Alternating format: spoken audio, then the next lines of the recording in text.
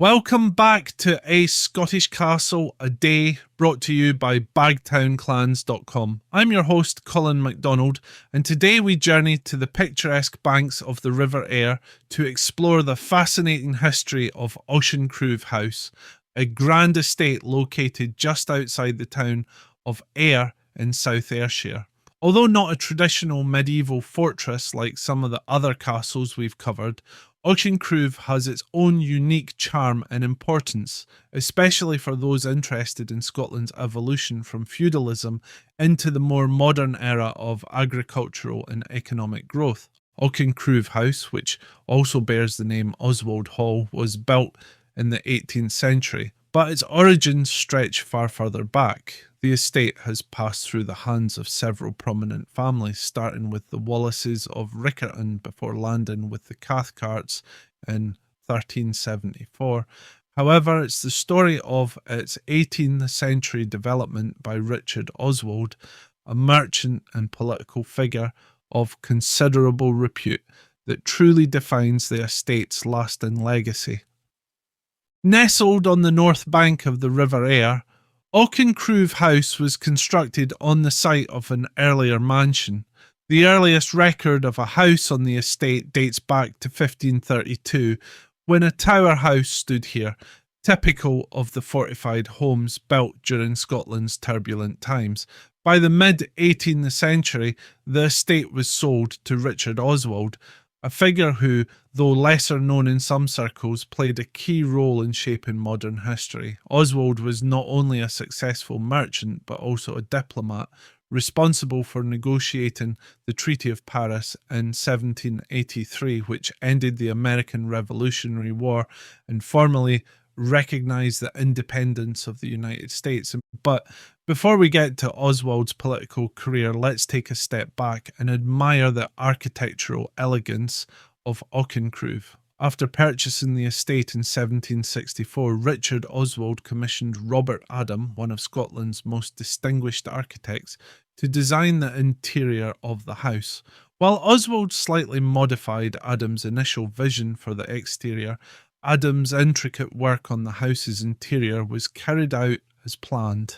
The result was an imposing yet refined mansion that balanced stately grandeur with the comfort needed for a modern estate of its time. One of the estate's most notable features is Oswald's Temple, a castellated tea house perched on a nearby hill. This structure, completed in 1778, served as a place of retreat and reflection for the Oswald family and their guests, offering sweeping views over the surrounding landscape. It is a reminder of the fusion of utility and elegance that characterised the best estates of the Georgian period. Today, the temple is a Category A listed building, recognised for its historical and architectural significance, although it has fallen into a state of disrepair over time. Richard Oswald's story is nothing short of remarkable. Originally from Thurso in northern Scotland, Oswald's early career was modest. He was said to have left Scotland after failing to secure a position as a schoolmaster, only to find incredible success as a merchant in London. His business acumen allowed him to rise to prominence, particularly during the turbulent times of the American Revolution, when he was selected by the British government to act as a peace commissioner. His negotiations with American leaders like Benjamin Franklin culminated in the Treaty of Paris, a pivotal moment in world history. Following his diplomatic successes, Oswald retired to Auchencruive, where he spent the final years of his life until his death in 1784. The estate remained in the Oswald family for several generations, with each succeeding laird adding to the estate's grandeur. Significant expansions and alterations were made after Richard Oswald's death, including the addition of a west wing to the house by his son, George Oswald, who inherited the estate in 1819. While the estate was primarily a private residence, it also played a role in Scotland's agricultural advancements. In 1927, the estate became the West of Scotland College of Agriculture, and the mansion was renamed Oswald Hall, For decades, the estate served as an educational and research facility for agricultural students, underscoring the continuing importance of the land for both the local economy and Scottish agriculture.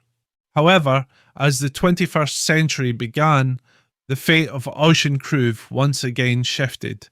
By 2007, the Scottish Agricultural College, now part of Scotland's Rural College SRUC, moved its campus and the estate was sold off.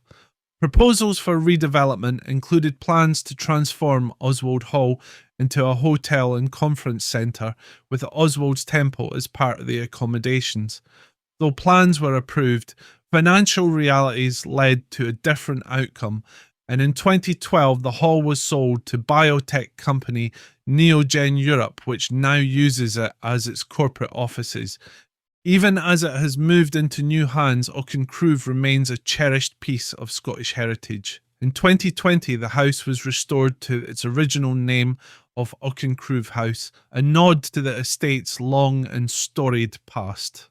The house and its grounds are also listed on Scotland's National Register of Gardens and Designed Landscapes, recognising not only the architectural splendour of the mansion itself, but also the surrounding formal gardens and parklands designed by William Butcher in the 18th century.